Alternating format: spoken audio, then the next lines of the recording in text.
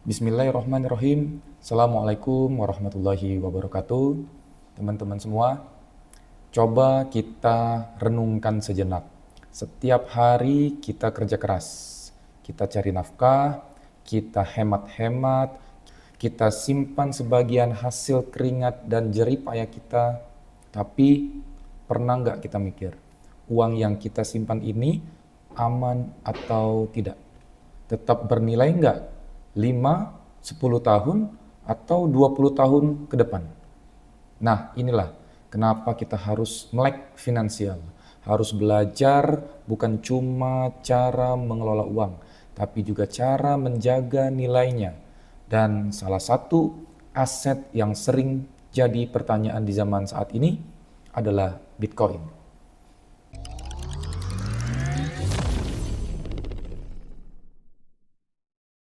Pertanyaannya, Bitcoin itu halal atau enggak sih? Oke, kita mulai dari dasarnya dulu. Sebelumnya pernah saya ceritakan sedikit bahwa Bitcoin itu adalah uang digital. Tapi bedanya sama uang kertas. Bitcoin enggak dicetak oleh bank atau suatu negara. Dia tercipta lewat proses yang disebut dengan mining, yaitu menggunakan komputer untuk memvalidasi suatu transaksi. Jumlah Bitcoin terbatas.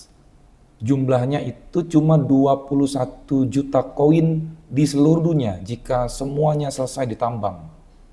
Dan prosesnya pakai sistem yang sangat-sangat transparan dengan teknologi yang disebut dengan blockchain. Tidak ada unsur zat haram di dalamnya. Bukan judi, bukan riba, bukan penipuan. Dalam Islam, suatu aset bisa dikatakan halal kalau yang pertama, cara mendapatkannya halal, tidak dengan menipu, tidak dengan mencuri, tidak dengan merugikan orang lain. Yang kedua, zatnya atau objeknya halal, tidak mengandung unsur haram, seperti misalnya mengandung alkohol atau riba. Yang ketiga, manfaatnya jelas dan baik, tidak membawa kerusakan atau keburukan bagi masyarakat. Nah, Bitcoin kalau digunakan dengan benar, memenuhi kriteria ketiga yang tadi, dibeli lewat platform resmi, transaksinya jujur, tidak manipulatif, digunakan untuk simpanan, bukan untuk judi atau untuk spekulasi liar. Teman-teman, tahukah kalian, nilai uang kita itu terus menurun. Bayangkan di zaman saya dulu waktu masih sekolah, tahun 90-an, sebelum krisis moneter, uang 1.000 itu sangat berharga. Uang 1.000 rupiah itu bisa dapat semangkok bakso, bisa dapat minuman, bisa dapat pempek 2. Hari ini, uang 1.000 rupiah, bayar parkir motor pun tukang parkirnya ngomel-ngomel. Hari ini di tahun 2025 dengan uang 100.000 kita masih bisa dapat 2 mangkok bakso, 2 es teh, dan mungkin ada kerupuk atau cemilan. Nanti di tahun 2035 uang 100.000 mungkin cuma bisa untuk bayar parkir. Nah, Bitcoin bisa jadi solusi untuk menjaga nilai hasil jerih payah kita. Seperti emas, tapi ini versi digitalnya. Bedanya bisa dibeli mulai dari paling receh bahkan 10.000 rupiah pun bisa. Dengan menabung Bitcoin secara rutin, kita jadi belajar. Belajar disiplin, belajar menahan godaan jangka pendek, belajar membangun kebiasaan keuangan yang sehat. Apabila hari ini kemampuan kita menabungnya masih kecil, misalnya 10.000 per hari, dengan penghasilan kita saat ini, teman-teman bisa menabung. Pada saat teman-teman punya penghasilan besar nanti, teman-teman tetap akan bisa menyisihkan untuk menabung. Mulailah menabung dari saat ini, dari penghasilan kita yang masih sedikit, kemampuan menabung yang masih kecil, dimulai dibiasakan dari saat ini. Karena kalau sudah terbiasa, saat penghasilannya sudah besar, kemampuan menabungnya sudah besar, teman-teman akan disiplin untuk tetap menyisihkan uangnya ke dalam tabungan masa depan.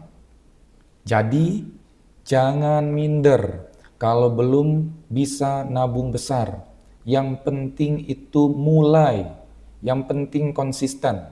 Teman-teman yang mungkin belum bisa nabung besar, gaji belum seberapa, masih sekolah, masih kuliah, atau kerjanya serabutan, belum punya penghasilan tetap. Jangan kecil hati, justru kamu punya keuntungan yang lebih besar. Waktu.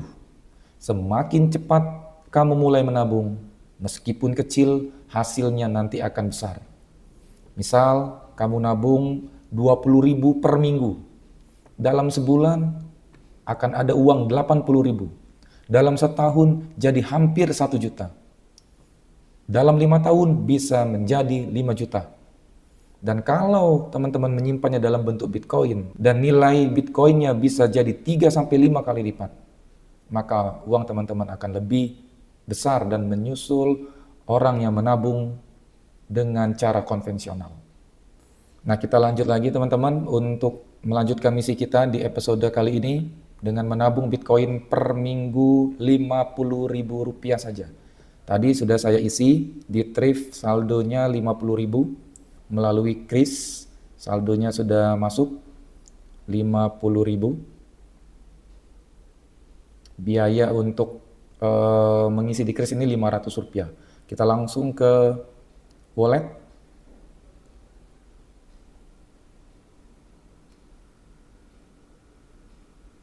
Kita lihat saldo Bitcoin kita. Saldo Bitcoin kita 0,000183 Bitcoin. Nilai rupiahnya Rp364.249. Dalam satu hari ini Bitcoin naik 13% atau naik 43.453. Jadi satu Bitcoin tadi sudah menyentuh 2 miliar per Bitcoinnya. 2 miliar per Bitcoinnya.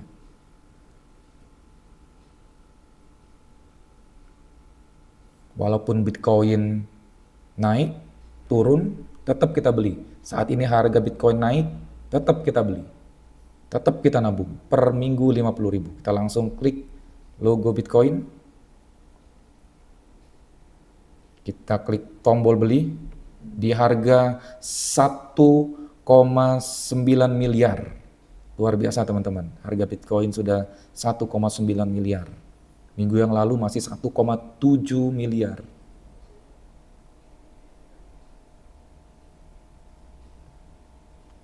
Kita klik beli. Kita klik 100%, dapatnya nanti 0,000025 Bitcoin.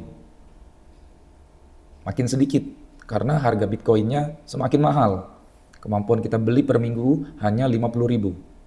Gak masalah. Klik selanjutnya. Klik selanjutnya lagi.